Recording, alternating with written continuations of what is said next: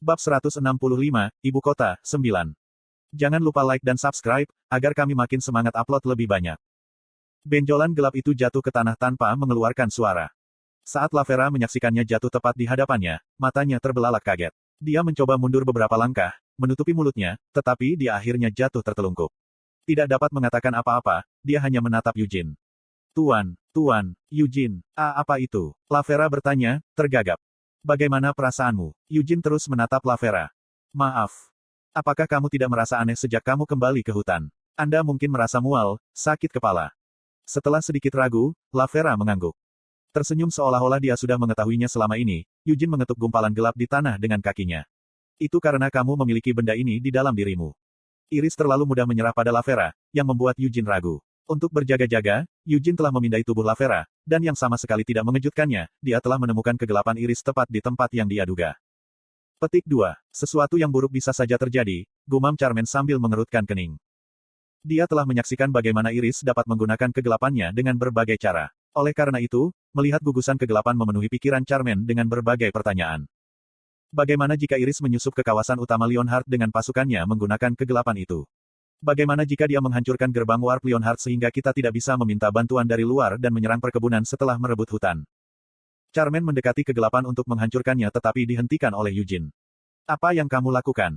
Saat dia melirik tinju Charmaine, dia berkata, ada sesuatu yang ingin saya periksa. Periksa apa? Eugene memberitahunya tentang hipotesisnya tentang bagaimana Iris mungkin tidak bisa memasuki hutan. Setelah menatap kosong beberapa saat, Charmaine berdeham. Petik 2. Sebenarnya, aku juga berpikir begitu. Dia berbohong. Iris tidak bisa mendekati hutan karena pohon dunia di dalam hutan. Pikiran itu tidak pernah terlintas di benaknya. Namun, kedengarannya masuk akal ketika Charmaine mendengarkan hipotesis Eugene secara mendetail. Jika Iris tidak memikirkan konsekuensi dari tindakannya, akan lebih mudah baginya untuk menyusup ke hutan daripada melakukan situasi penyanderaan. Apakah saya benar? Pikir Eugene. Dia mengambil klaster kegelapan dengan anginnya, lalu menuju ke hutan. Benjolan itu bereaksi secara nyata saat Eugene masuk lebih dalam ke hutan. Ketika Eugene hampir mencapai tengah hutan, gumpalan itu mulai bergoyang seolah-olah sedang mengalami kejang. Beberapa saat kemudian, itu berubah menjadi abu dan menghilang. Kegelapan yang diciptakan oleh Demoniae of Darkness bukanlah mana atau energi iblis, tapi berada di bawah kendali Iris. Ketika seorang elf rusak setelah menerima energi iblis, mereka menjadi Dark Elf. Elf yang dilindungi pohon dunia. Meskipun penyakit iblis membunuh elf tidak akan tertular penyakit di tanah pohon dunia. Dan bahkan jika mereka telah tertular penyakit iblis, penyakit itu tidak akan berkembang lebih jauh di negeri itu. Putri raksasa tidak bisa memasuki hutan ini. Saya menduga itu juga berlaku untuk bawahan Dark Elf-nya. Charmaine mulai berpikir sambil mengelus dagunya. Kalau begitu, apakah lebih baik membuat Ksatria Naga Putih pergi? Apakah kita harus? Ini tidak seperti kita harus membayar mereka. Mereka secara sukarela melindungi perkebunan. Itu benar. Selain itu, kita tidak akan mengalami peristiwa yang tidak menguntungkan ini jika mereka melakukan pekerjaan mereka dengan benar sejak awal. Dan putri raksasa mungkin menggunakan cara lain karena dia tidak bisa memasuki hutan, kan? Eugene mengangkat bahu. Logika Eugene sempurna. Mengangguk, Charmaine menatap Eugene dengan intens. Aku merasa agak konyol untuk mengatakan ini sekarang, tetapi kamu memiliki keterampilan yang cukup.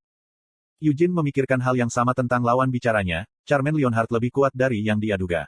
Dia sadar bahwa Doines dianggap sebagai Leonhard terkuat, tetapi dia belum pernah melihat Doines bertarung.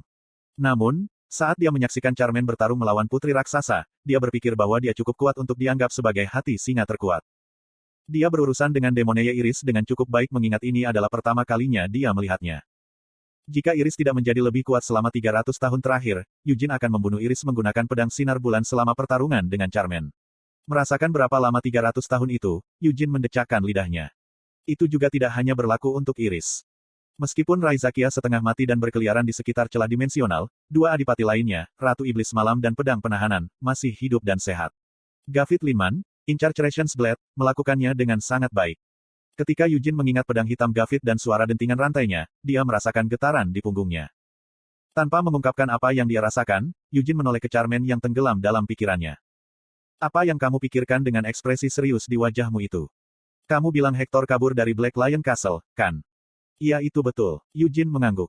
Apakah ada kemungkinan Hector terkait dengan putri raksasa? Dengan Demoniae-nya, akan sangat mudah bagi putri raksasa untuk membantu Hector melarikan diri. Tidak, itu sangat tidak mungkin. Hector telah menggunakan sihir untuk melarikan diri. Itulah mengapa Hector meninggalkan jejak. Jika Hector menggunakan Demoneye Iris untuk melarikan diri, tidak mungkin dia meninggalkan jejak. Selain itu, hanya Iris yang bisa menggunakan kegelapannya sebagai jalan keluar. Hanya karena Hector memiliki kegelapan Iris di dalam dirinya, bukan berarti dia bisa menggunakannya untuk melarikan diri. Belum lagi, apakah ada alasan bagi Iris untuk muncul dan membawa Hector pergi? Kenapa dia repot-repot meninggalkan jejak sihir hanya agar dia bisa menyembunyikan keterlibatannya dalam masalah ini? Tidak peduli seberapa keras Eugene berpikir, dia tidak bisa memikirkan alasannya. Kamu pasti tahu banyak tentang putri raksasa, Charmaine bergumam pelan sambil berkedip. Eugene buru-buru meluruskan wajahnya. Kalau dipikir-pikir, Eugene telah mengungkapkan terlalu banyak kepada Charmaine. Kepribadianmu berbeda dari penampilanmu, iya. Charmaine bertanya secara acak. Maaf. Anda mendengarkan sejarah keluarga Alcester yang membosankan dengan penuh minat dan sering berkumpul dengan Sir Genos di Black Lion Castle. Putri raksasa bahkan mengira kamu adalah anjing Leonhard. Petik 2. Petik 2. Iya, dia melakukannya. Kamu mungkin sudah tahu ini, tapi keluarga Sir Genos adalah keluarga agunan yang cukup bergengsi. Aku mungkin akan menyinggung perasaan mereka jika berbicara seperti ini. Pokoknya, Great Vermont membuat keluarga Sir Genos bekerja seperti anjing pemburu untuk Leonhards. Dan kemudian dia mewariskan gaya Hamel, gaya almarhum temannya. Begitulah cara Black Lions didirikan. Iya, aku juga mendengar tentang itu. Kurasa Sir Genos sangat memujamu sampai-sampai dia mewariskan teknik rahasia keluarganya. Ya, saya bisa melihat Anda dan Sir Genos rukun. Kalian berdua suka cerita lama. Setelah sampai pada kesimpulannya sendiri, Charmaine memasang senyum manis di wajahnya. Untuk sesaat, Eugene khawatir Charmaine telah mengetahui identitas aslinya. Namun, dia bisa melihat bahwa dia tidak mengkhawatirkan apapun, ketika dia melihat senyum ramah Charmaine. Ya, aku menghormati Tuan Hamel. Sepertinya begitu. Level Anda saat ini bukanlah sesuatu yang dapat dicapai hanya dengan bakat bawaan. Anda tidak akan bisa mencapai setinggi ini tanpa melalui jenis pelatihan yang membuat Anda menumpahkan darah alih-alih keringat. Anda pasti telah berusaha keras dalam pelatihan sehingga orang biasa tidak akan pernah bisa membayangkannya. Petik 2. Charmaine memandang Eugene dengan serius, mata emasnya bersinar di bawah matahari terbenam. Eugene merasa tidak nyaman ketika dia mendengarkannya, tetapi dia juga merasa agak senang usahanya diakui seperti ini. Rasa hormat dan kasih sayang yang dalam kepada Sir Hamel menjadikan Anda orang seperti sekarang ini, Charmaine berbicara dengan sungguh-sungguh. Dia cukup puas dengan dirinya sendiri, karena dia pikir dia telah mengatakan sesuatu yang sangat keren. Charmaine meletakkan tangannya di bahu Eugene dan mengangguk. Selama upacara kedewasaanmu tahun lalu, aku adalah orang yang berdebat denganmu, tapi aku akan mengakuinya lagi hari ini. Eugene Leonhard, kamu tidak hanya layak menyandang nama Leonhard, tetapi kamu juga api raksasa yang akan membuat masa depan Leonhard cerah. Iya, begitukah? Oleh karena itu, saya ingin memberi Anda nama yang sah sebagai tetua Leonhard dan senior dalam seni bela diri, Charmaine berbicara dengan sungguh-sungguh. Eugene merasakan sesuatu yang aneh sedang terjadi. Singa dengan api putih kebiruan yang melingkupi petir. Charmaine menatap langit dengan mata bingung. Tunggu. Lightning Flash Azure Fire God, Charmaine mengerutkan kening dan bertanya-tanya mengapa nama itu tidak terdengar begitu menarik ketika dia mengatakannya dengan keras seperti yang ada di benaknya. Kemudian, dia memperhatikan tangan kanannya yang diperban. Perbannya basah oleh darah. Ya, mulai sekarang, Anda adalah Eugene Leonhard si singa darah. Konten iklan. Nyonya Charmaine, lihat. Singa darah memusnahkan musuh keluarganya. Dia akan berjalan di jalan yang berlumuran darah, tetapi dia akan selalu tetap anggun, cantik, dan kuat. Eugene tidak tahan lagi. Dia mencoba keluar dari sana, tetapi Charmaine tidak melepaskan bahu Eugene.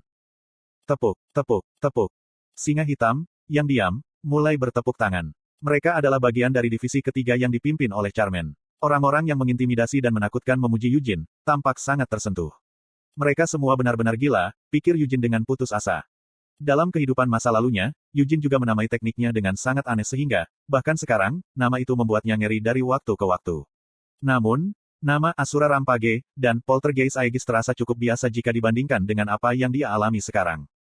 Dan kenapa mereka bertepuk tangan? Mereka semua jelas sudah gila seperti Charmaine, karena tidak ada orang waras yang bisa menghormati dan mengikuti kapten seperti itu. Mungkin Ciel juga. Suara tawa menjengkelkan Ciel muncul di benaknya. Dia sudah bekerja sebagai pengawal Charmaine dan belajar di bawah bimbingannya. Ciel menghormati dan mengikuti Charmaine. Eugene sangat khawatir Ciel menjadi gila seperti mereka. Putri, Dark Elf mendekat, mengkhawatirkan Iris. Namun, Iris melambaikan tangannya dengan wajah acuh tak acuh. Saya baik-baik saja. Dia tidak bertindak keras. Memang benar dia telah dipukul berkali-kali, dan musuhnya lebih kuat dari yang dia kira. Memang, berlian yang tergeletak di atas kotoran tetaplah berlian. Leonhards cukup kuat untuk menyebut diri mereka keluarga pejuang terbaik di benua itu. Terkekeh, Iris duduk di sofa. Charmaine Leonhard, singa perak. Eugene hati singa. Kurasa mereka berdua cukup untuk membuat Leonhardt menjadi keluarga petarung terkuat di benua ini, gumam Iris sambil membuka kancing salah satu kancingnya. Meskipun dia telah dipukul berkali-kali, tidak ada satupun memar di tubuhnya. Dia telah menyelesaikan pemulihan selama waktu singkat yang dibutuhkannya untuk berteleportasi kembali ke tempat ini. Mungkin seharusnya aku keluar dan menyandera mereka. Iris menyesalinya. Jika dia menyandera Eugene dan Charmaine, dia bisa menggunakan mereka untuk bernegosiasi dengan Leonhardt dan menyandera 100 elf. Dengan susah payah, Iris melepaskan penyesalannya. Sejak awal, Iris tidak berencana bernegosiasi dengan Leonhardt. Oleh karena itu, dia secara ilegal memasuki kerajaan Kill, membuat keributan di Ceres, dan menyerang Leonhardt. Tidak ada lagi ruang untuk negosiasi. Petik 2. Apakah kamu baik-baik saja, Putri? Dark Elf itu bertanya lagi, tidak yakin dengan kondisi Iris. Saya baik-baik saja. Berdetak. Kereta berangkat. Itu lebih seperti gerobak, dan Iris serta para Dark Elf sekarang berada di belakang gerobak. Gerobak itu ditutupi dengan kanvas besar dan tebal, sehingga mereka tidak bisa melihat apa yang terjadi di luar. Bersandar di sofa, Iris menyentuh perutnya. Aku telah gigih selama 300 tahun terakhir, Iris berbicara pelan. Elf gelap itu steril. Begitu mereka menjadi rusak setelah menerima energi iblis ke dalam tubuh mereka, Dark Elf tidak bisa lagi memiliki anak, apapun yang terjadi. Dengan kata lain, Iris harus merusak elf untuk menambah jumlah Dark Elf. Ada 100 elf di hutan Leonhardt. Meskipun aku ingin menggunakannya untuk menambah jumlah Dark Elf, aku tidak bisa menggunakannya untuk bertarung. Iris menggertakkan giginya. Para elf masih memikirkan Iris. Ketika dia mendengar bahwa keturunan Vermont sialan melindungi elf, dia benar-benar ingin menerobos masuk dan mengambil elf itu. Fakta bahwa elf tidak mau pergi dengan Iris tidak masalah baginya. Namun, ternyata Iris tidak mungkin melakukannya. Sebagai pengintai, dia pernah pergi ke tanah Leonhardt, tetapi hati dan kepalanya mulai sakit saat dia mendekat. Bahkan mata iblis kegelapan, yang merupakan kekuatan terkuat Iris, tidak berfungsi dengan baik. Saat mundur, dia menyadari. Bahkan jika dia berhasil membuat 100 Dark Elf, akankah ada Dark Elf yang bisa dia lawan dengan segera? Peri memiliki rentang hidup yang panjang, tetapi mereka tidak menggunakannya untuk menjadi lebih kuat. Iris sangat menyadari hal ini, karena dia sendiri pernah menjadi peri. Iris mengira elf adalah kesalahan Tuhan. Mereka menghabiskan ratusan tahun tanpa melakukan apapun yang berarti. Mereka dilahirkan dengan sihir yang kuat dan afinitas roh yang menakjubkan. Namun, yang mereka fokuskan hanyalah mengolah hutan, menanam bunga, dan memetik buah, alih-alih melatih afinitas bawaan mereka. Meskipun elf lebih baik daripada manusia dalam segala hal, mereka mengurung diri dalam masyarakat tertutup tanpa berusaha berkembang biak. Elf seperti itu, dan Iris yakin kebanyakan elf di bawah perlindungan Leonhardt juga sama. Petik 1. Jika ada elf yang bisa langsung bertarung setelah menjadi Dark Elf, itu adalah Signard. Aku tidak yakin apakah yang lain pernah mencoba memegang pedang, pikir Iris pahit sambil menatap kanvas putih. Penting untuk menambah jumlah Dark Elf, tapi yang dibutuhkan Iris saat ini adalah elf yang bisa dia lawan untuk mencapai tugas besar, bukan yang tidak kompeten. Bahkan jika dia berhasil membuat 100 elf menjadi Dark Elf, mereka tidak akan banyak membantunya. Nyatanya, mereka hanya akan menjadi beban bagi Iris. Kemampuan teleportasi Demonae of Darkness tidak maha kuasa. Itu sebabnya mereka naik gerobak. Mereka akan membutuhkan beberapa gerbong lagi untuk memindahkan 100 Dark Elf lagi.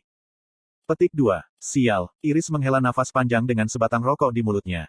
Semuanya berujung pada satu kesimpulan, peti perangnya hampir kosong. Sejak dia meninggalkan Helmut, dia tidak bisa lagi menerima dana dukungan Dark Elf. Ya, dia telah mengumpulkan kekayaan selama ratusan tahun. Namun, dia telah menggunakannya untuk meminyaki birokrat setan yang membuat kebijakan administrasi baru dan untuk mendanai banyak pengejaran angsa liar. Gula batu dalam secangkir teh panas akan mencair lebih lambat dari emas di lemari besinya.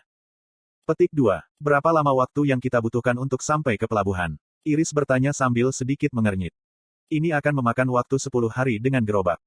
Mereka tidak punya rencana untuk menggunakan gerbang warp. Iris mendecakkan lidahnya dan menyalakan rokoknya. Apakah kalian benar-benar baik-baik saja? Menahan asap rokok di paru-parunya, Iris menatap bawahannya saat dia berbicara dengan hati-hati.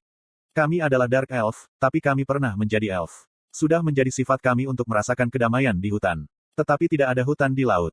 Jangan meragukan dirimu sendiri, Putri. Peri gelap yang telah lama melayani Iris membungkuk. Kami semua telah mengabdikan segalanya untuk tujuanmu, Putri. Petik 2. Aku tahu itu. Tapi, banyak Dark Elf dan tentara bayaran sudah menunggumu di Simuin. Tanpa menjawab, Iris mengembuskan asap di paru-parunya. Beberapa saat kemudian, dia bertanya, apakah kalian pernah naik kapal? Aku belum. Jadi, Anda belum pernah berlayar dengan kapal, bukan? Aku bisa belajar jika perlu. Saya pikir akan lebih cepat untuk merebut kapal saja. Kita bisa mendapatkan manusia yang tahu cara mengoperasikan kapal, kan? Dark Elf lain menyela. Ya, itu akan lebih baik. Kami sudah memutuskan bahwa kami akan tetap menjadi bajak laut. Iris menghela nafas, mengembuskan awan asap lagi. Karena perkembangan gerbang warp, dunia perdagangan telah mengalami perubahan dahsyat. Namun, itu tidak berarti itu adalah akhir dari perdagangan maritim. Meskipun gerbang warp sangat nyaman, biaya pemasangannya sangat tinggi. Negara-negara yang memiliki gerbang warp juga harus secara teratur menghabiskan banyak sekali sumber daya untuk pemeliharaan. Gerbang warp sudah sewajarnya menjadi tolok ukur dalam menentukan maju atau tidaknya suatu negara. Oleh karena itu, tidak mungkin bagi negara atau kota pulau kecil untuk memiliki gerbang warp. Itulah mengapa Iris memutuskan bahwa dia akan menjadi bajak laut. Semua orang menganggap kerajaan Laut Simuin sebagai negara maju, tetapi banyak pulau di dekat Simuin tidak memiliki gerbang warp. Selain itu, Simuin juga berdagang dengan Samar Rainforest. Peri sering menggunakan kapal dagang Simuin untuk sampai ke Samar. Aku bisa mengisi peti perangku dan menambah jumlah Dark Elf pada saat yang sama. Ya, tidak ada yang salah dengan itu kecuali kenyataan bahwa kita harus hidup di laut. Atau, kita bisa menetap di Samar, bagaimana kedengarannya? Menurut sesama Dark Elf yang menetap di sana lebih dulu, ini adalah lingkungan yang keras, tapi tidak buruk untuk mulai mengerjakan tugas besar kita. Salah satu Dark Elf menyarankan dengan hati-hati. Ada terlalu banyak suku di bawah kendali Helmut di tempat itu, Iris berbicara sambil menggigit filter rokok. Petik 2. Aku menjadi sangat menyedihkan. Setelah mematikan rokoknya, Iris mengancingkan bajunya lagi. Petik 2. Jika aku baru saja memenangkan perang teritorial dengan perempuan jalang itu, Noir Giabella. Ratu Iblis Malam adalah alasan mengapa Iris harus meninggalkan Helmut. Dia menggigit bibirnya saat mengingat kejadian itu.